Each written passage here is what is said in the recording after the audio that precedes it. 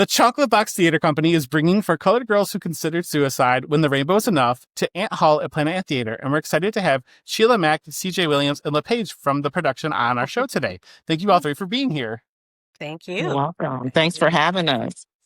We are so excited to talk about this. This is a show that, as soon as it came across my email, this felt like such an important show to highlight and to have this conversation. I'm so glad that we're getting to have the conversation about it.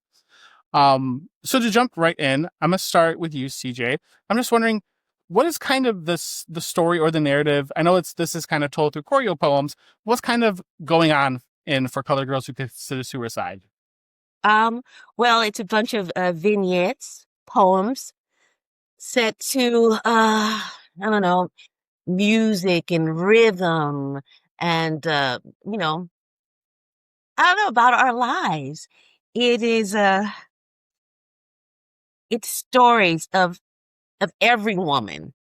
And that's one of the reasons why I didn't cast, I cast everybody in every scene, because it's all of our stories and all of part of our stories. After talking with everybody yesterday, it was so interesting when they talk about it, because it's like, the universal messages told through the kind of the bounding of sisterhood and how that kind of helps with community and stuff like that. Yeah. I mean, like I said, it's one of the reasons why I wanted everybody on stage, the full time, and everybody to be in everybody's scene is the sisterhood. And it really did bind everybody in the play, because we all feel, we're there for one each other. We got each other's back. So what stood out to you about the story, especially as you were bringing it to Planet Ant Theater? What it does, it reminds us is that we don't have to be strong all the time. And we're allowed to feel, and we're allowed to heal out loud. And bring it to Planet Ant is a surreal thing for me. And it's just, I don't even know how to explain it. It's something that I've always dreamed of, and it's coming to life. And for it to be at Planet Ant is something that's just very extraordinary for each and every one of us. Because when you think about Planet Ant and the background of Planet Ant and what it represents is a wonderful thing for me. It's kind of like a full moment coming together. A coming to age thing. And LePage, what drew you to this project? Well, actually, I when CJ shared her vision, she was so compassionate about it, and it was so strong. It was impossible to say no, but I really didn't have a choice because I wasn't asked to do it. I was told to do it. And then that I saw what she had did with people in the previous shows that she's done, especially Down Trail by the Sea, Who Kissed the Sea. It was amazing, phenomenal. And I saw what she did with that in such a short time. I knew that she could take me to the depths where I wanted to go. I just didn't know it was going to be that deep. So deep, she stretched me to where I didn't even know I was capable of. So CJ left me with no choice, so I did it because I trusted her. And I'm so grateful that I did. Oh. It sounds like a really good, not even just with the sisterhood on stage, but there's this bond between everybody that's working on this project. Yes. Yeah, because even so, yesterday, CJ was like, "You guys can do the interview without me." I was like, "We don't do anything without each other." So it is a trusted sisterhood here. They don't need me. Oh gosh. But CJ, it kind of sounds like what LePage is saying is that that vision was so strong that we had, not only do we have to have you here, but it wouldn't be the same without you having this vision for this project. Yes. Oh, maybe the initial vision and putting it together, but it's like raising a child. The whole point of raising a child is so that they can go on their own. They're at that point. They don't need me now. They grown. But it's just the point of having all three of us together as sisters on the interview together. I just love the energy that we all have together, and the energy that we bring to each other, and the balance that we bring to each other. Because Absolutely. This is all part of it. I don't know if you know, but all three of us were the co-founders of the Chocolate Box, and Oh, wow. Okay. this has always been a dream of mine. It's not been a dream of theirs, but somehow I pulled them in. and, and they pull, and I could not do this without them. I could never show them how much I appreciate um Sheila and LePage. I love them. I could not do this without them. We fight and we bicker and we laugh and we go back and forth. But this, God's timing, everything happens in its own time, in its own way, and I'm so blessed to have them on board. And they are so talented. So talented. My whole cast is so talented. Some of them didn't have that much experience, but I could see the talent, and I knew that I could work with them.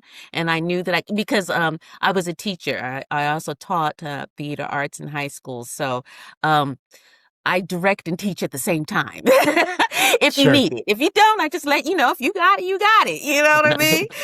I'm like independent. So yeah, LePage is amazing, and she doesn't know how amazing she is. True. Yes.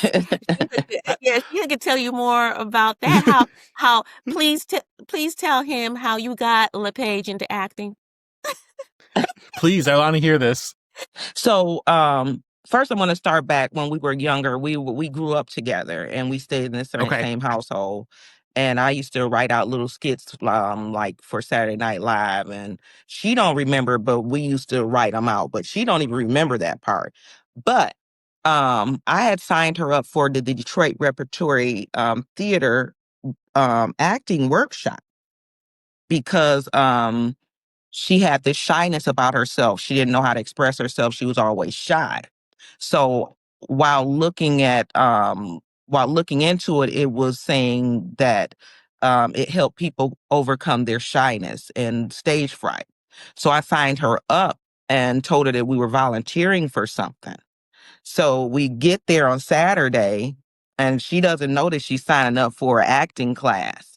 And Oh, no. and now this is where it ends up. Now And it she's was at a a church. co-founder of Chocolate Box, and she's been in many productions now. So that's how it all started. Yeah. Pranking her into going to the Detroit Repertory Theater. Yeah. So LePage, you weren't kidding when they said that they've drug you a little bit. They've coerced you into this. No. Yes. And you know what? They actually didn't have to work hard at doing it because I just trust both of them. Now, I can say, had I known that it was an acting workshop, I would not have done it. But even if I would have known when I pulled up, it was at a church. And hell for Helen myself, I'm really passionate about volunteering as well. So of course, sign me up. I'll be there. We get there as a church. We walk in. I'm looking, okay, what we doing today? We feeding, bagging, what we're doing. We're sitting in the classroom. I see people coming in. I'm just thinking it's the people there. We waiting on the person to come to give directions. And I found out I was sitting in the classroom for a workshop. Oh, this is so funny. I'm sorry, y'all. I'm crying laughing. At that And point, Sheila's here just we not are. making eye contact with you. She's like, don't make eye contact. Because it's really fun. And then and how much she's blossomed from that. She has just Yeah. blossomed.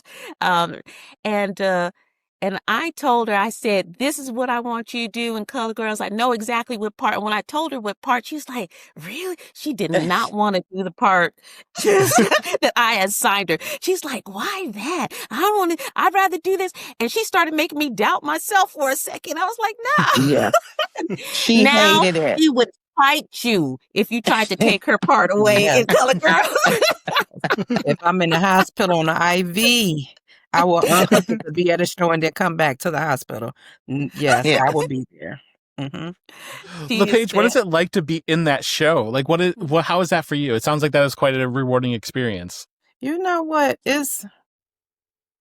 It's like being in a sorority or a pledging, because you have to work hard and you have to trust each other. You have to depend on each other. And we did it. We do it. And it's like a natural feeling. We build bonds that it's a strong sisterhood because it's outside of here. Also, we check on each other. We communicate throughout. And once that curtain go down, this is a lifelong bond that I have with these ladies in the Can, and I entire case.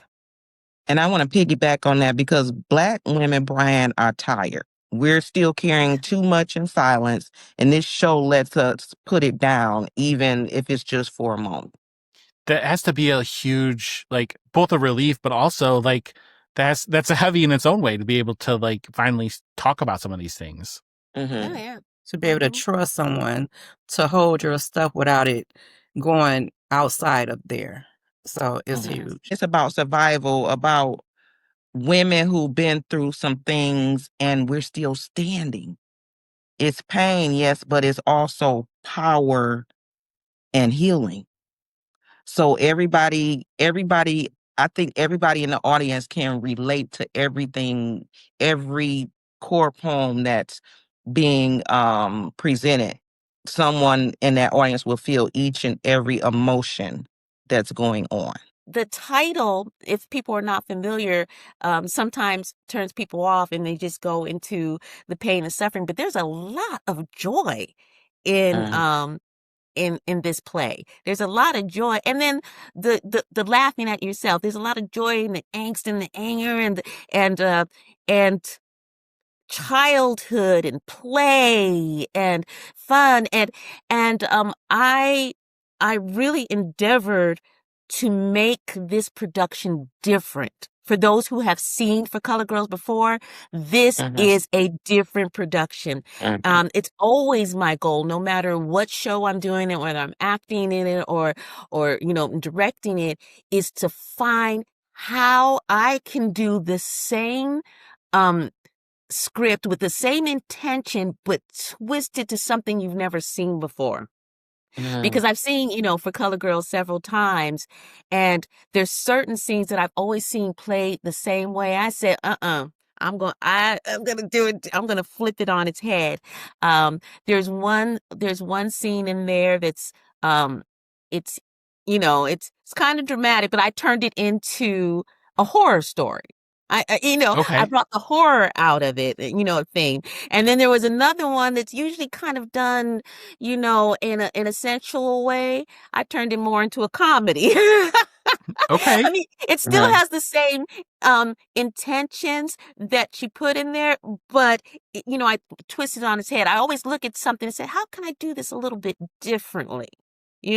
How can I show, especially people who've seen it before, something new? I want them to come and say, oh, I never thought of it like that, but it works, and the main thing that I want them to take away from this play, because I don't know when I've heard this, but I've heard it several times, is when they said people do not remember what you say or what you do. They remember how you make them feel.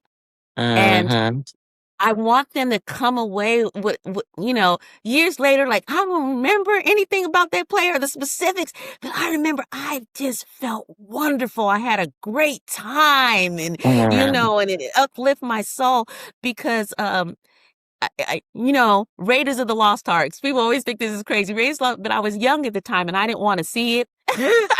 Me and my sister going to the movie. She's like, I want to see that. I was like, Raiders of the Lost. I thought it was a religious movie. So I did. Lost Ark, right? Right. Yeah, the Ark. So I get in there.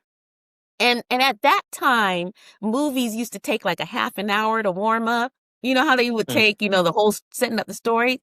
So I was like, but this movie was the first movie that I saw that boom, the action started right away. You know, the big balls rolling down and da-da-da. I can't tell you what Raise the Ox are, but I can tell you how it made me feel because I was like, whoa! I was like, right away the action started. And so I remember that. I remember how it made me feel. And because of that, it's my favorite movie. And so that's what I always try to bring to something. I was like, it's the feeling. I want them to be on a roller coaster. I want them, you know, to be a raider of the Lost Ark. So you know, as a psychologist, we talk Yeah. about that frequently, that the emotion is what lasts, you know, like Mhm. years later, people tend to remember, especially when it comes to trauma or it comes to heaviness, but also with joy. Like that's, Yes. we maybe don't remember the context of what happened or how it happened or what was said, but we always remember the feeling because that's so associated in our brain with everything like this. Yes. So that's my goal, and my goal with each and one of the girls in the cast and their scenes is we concentrated on the emotional availability of their scenes and the rhythm and the music. Because if you don't know, Black people walk to a rhythm. They always got some music going on in their head, talk to it. So it's got a lot of rhythm, a lot of song, a lot of movement. And like I said, they all have to depend on each other because we couldn't even rehearse. We couldn't even rehearse well without when somebody was missing, because it's so interconnected. The way it's been directed, it's so interconnected. We all depend on each other. Now, once it was all blocked, it was easier to rehearse when somebody was missing because we knew who they were. But it was virtually impossible to block a scene without all cast members on deck. That seems like a challenge unto itself to make sure everybody's getting there, everyone's there, and Oh my that you God, can do what that. a challenge. Yes. It was a challenge.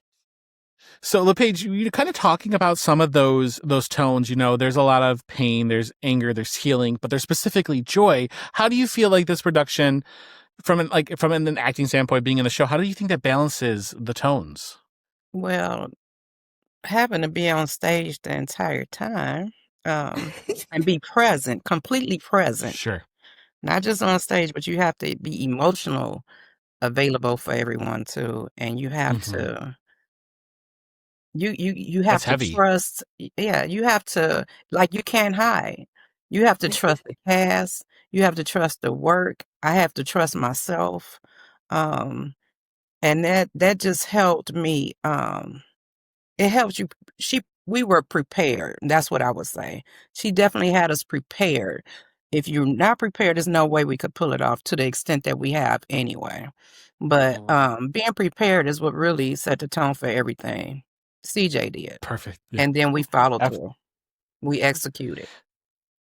I kind of heard that, CJ, that you kind of had a little bit of homework right from the beginning. You were like, okay, and find the humor in this, you know. Yes, that's really cool to do that because, like, you're making the people you're even in the show think about what's happening. Oh yeah, I mean, dictator as a director. Sure. I always feel like it's a group project, and I have blinders on. I can't see everything. It's amazing how many great ideas they come up. I'm like, oh, that's fantastic, or that works. And sometimes they come up with bad ones. I come up with bad ones too, but we try it. You know, I said, we're not performing. Let's give it a try. Let's see if it works. And sometimes I go, that actually works. And sometimes I go, nah. So, it is. So, it was a lot of a collaboration. And sometimes it was really just, I have a vision. I see it like this. Guys, help me figure out how to bring that, across. And, and they did. And it's so...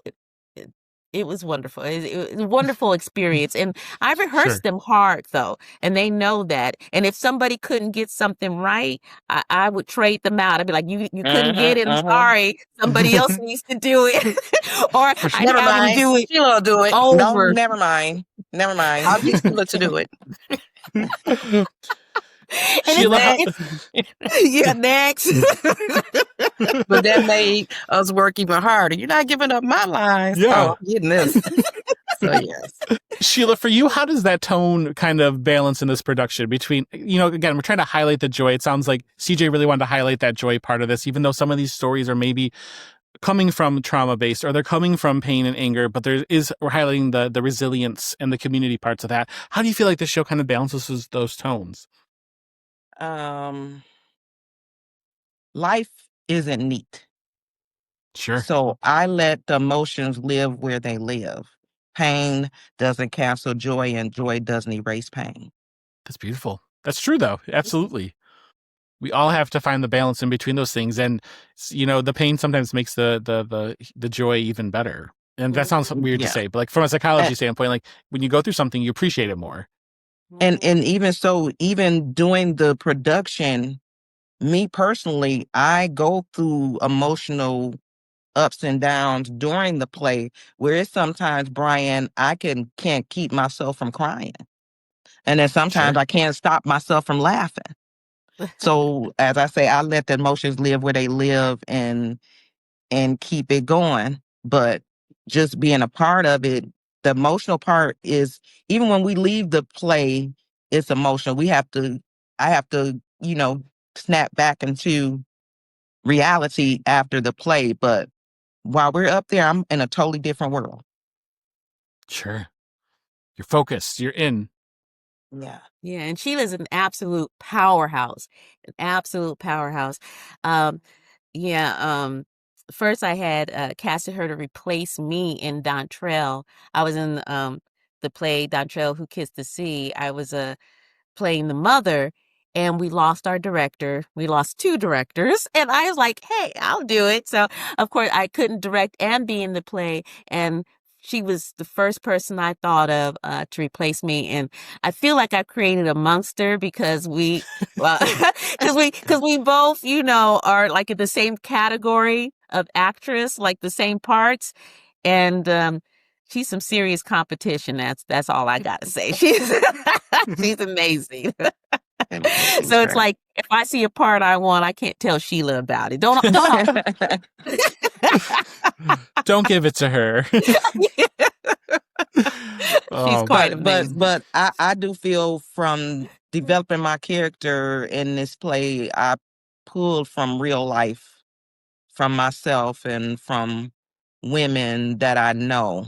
Every Sure. poem already has a heartbeat. You just got to listen to it.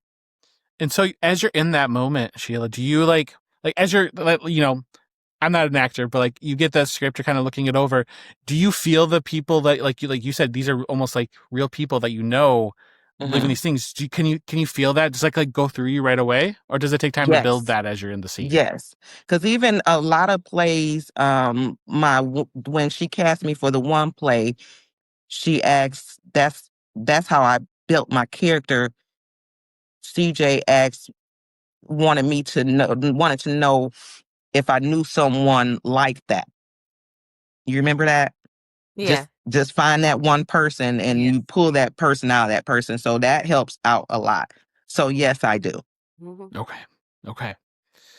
LePage, when you're in a show like this, because this is not like a traditional narrative, how do you develop a sense of character throughout the show?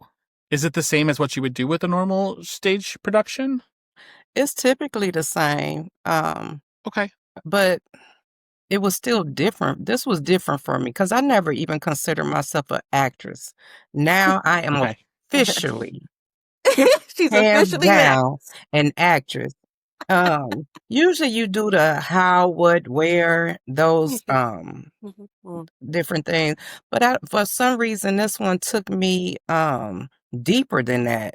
I was really like seeking like other people that I know that may have, went through these different things, talk to them. I never go that deep with it. I may just do the research on Google this and see what time of era it was, how old the person was, what accent, what have you. But this one hit a little different. I reached out to a couple of people, and then I kept I wanted it to be natural.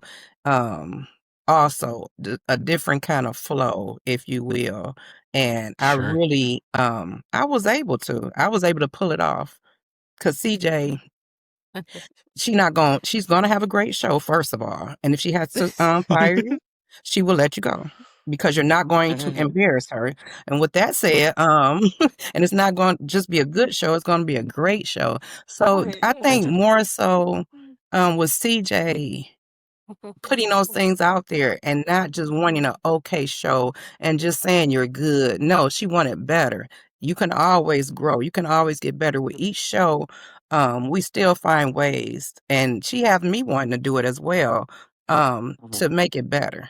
There's always room for improvement, or we see something different we could do. So I really, I'm enjoying it.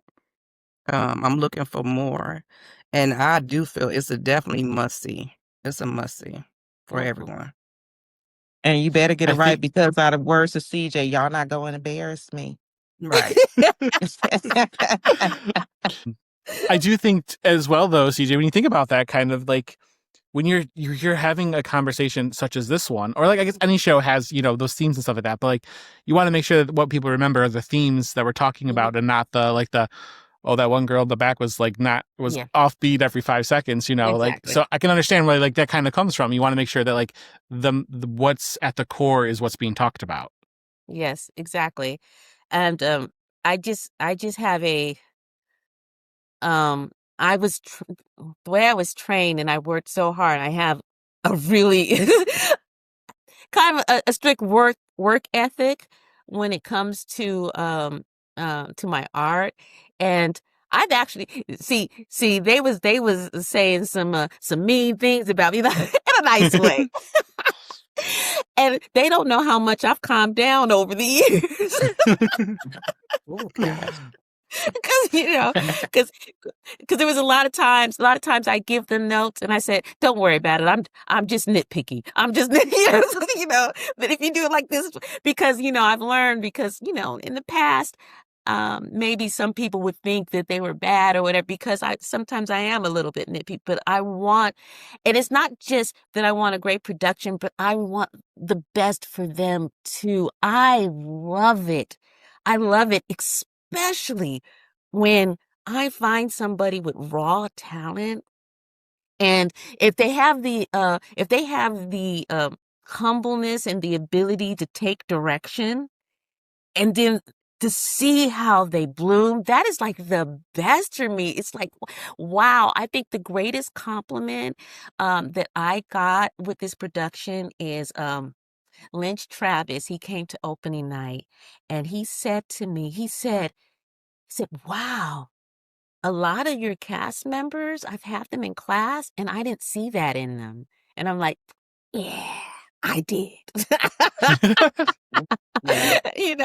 I think that's the coolest thing. Absolutely. So I like you're seeing something. Yeah, I see something. And like I said, but it's the combination of the raw talent and the willingness, like they want it, and they're willing to listen and take direction and notes. That's most of it, because like I said, I'm kind of a teacher director. Like, if you come up there and you're wonderful, there's plenty of times, Donnie came out, I was like, oh, okay, that was beautiful. I was like, go girl, and then there's other times I was like, you got to work on this. Right. And I pride myself on that. I just saw Donnie, she just did the workshop, and they had the showcase, and she came up to, she's like, how did I do? I said, oh, you did a great job. She said, come on, real. She said, I know you gonna tell me the truth. So I gave her one little note, but I was saying, but other than that, you did a fantastic job. So I do my best to be honest, but of course, you got to be careful because not everybody takes that honesty. And I also take that for myself, because as an actress, to humble myself, because I don't see everything or everything that I'm doing. So when somebody tells me something, I take it seriously, not necessary, not necessarily. I weigh it. I see if I agree with it. Does other people, am I really doing this? And I tell them all the time, sometimes, especially when you work hard on something, sometimes critique, well, most of the time, critique doesn't feel good, and it doesn't feel good to me either. However, it's there to make you better. It makes you better. And I've gotten critique in mean ways, not even out of love, but it was true. So I took it, you know what I mean? And I was all like, yeah, I know you was being rude, but all you did was make me better. Now you can't say that anymore. You know what I mean? She started off so meticulous, so strong with us, and in the end, she did kind of soften up a little bit on the notes and the way she presented it to us. What was Mhm. interesting, this is what made me love our cast even more, is that everyone was saying the same thing I was saying too, that we wanted the notes. We wanted to be better. We want our formations perfect. So we craved it. So Mhm. she's just that good. She made us feel that comfortable. And not just that, it was the response from the first show. That Mhm. response from that first show leads you to want more. And then there's Right. one other thing I wanted to talk about right fast.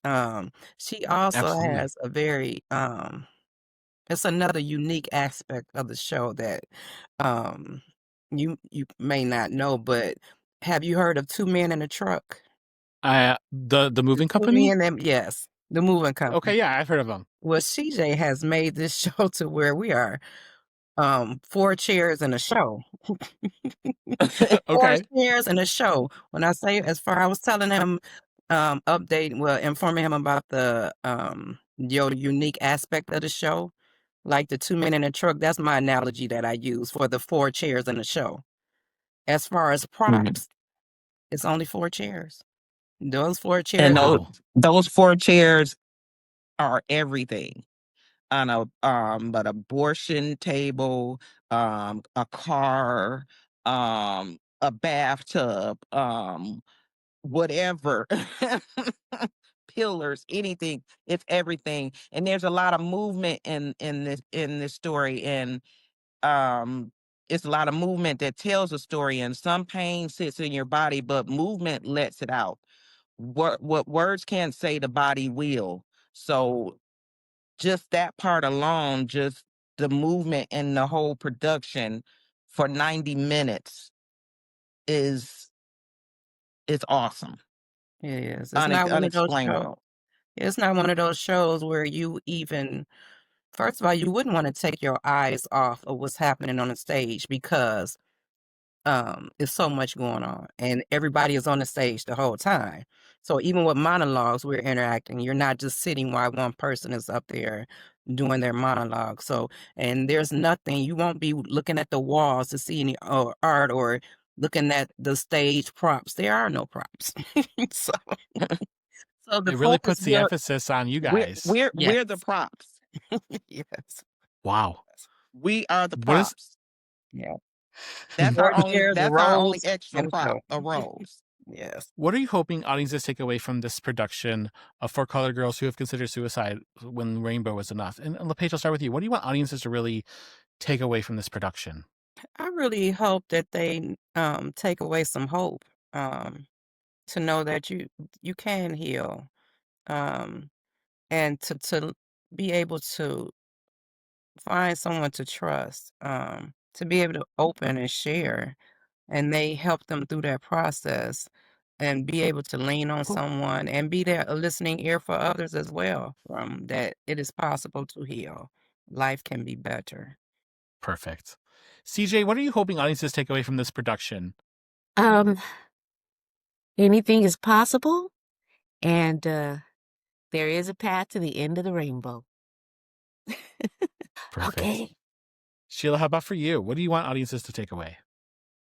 I hope the audience leaves knowing that they matter, knowing they're not broken, and knowing it's okay to choose themselves.